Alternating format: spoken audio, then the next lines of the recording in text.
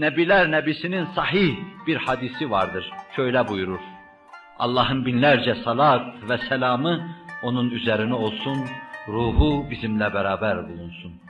Aynani la temessuhumen nar, aynun bekat min haşyetillah ve aynun batet tahrusu fi sebilillah. Ben bu hadisin manasını önceleri düşünürken pek münasebet kuramazdım.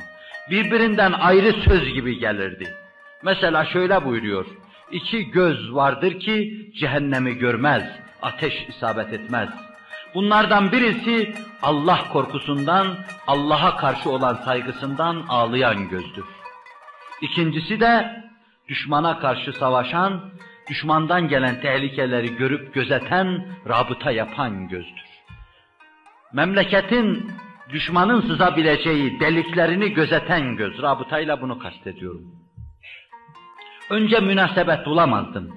Fakat şimdi anlıyorum ki Allah korkusundan ağlayan göz içe doğru bir fethin neticesidir. Sınırda nöbet bekleyen göz de dışa doğru bir fethin neticesidir. Bu iki fethi altın nesil yaptığı zaman Fatih nesil olacaktır.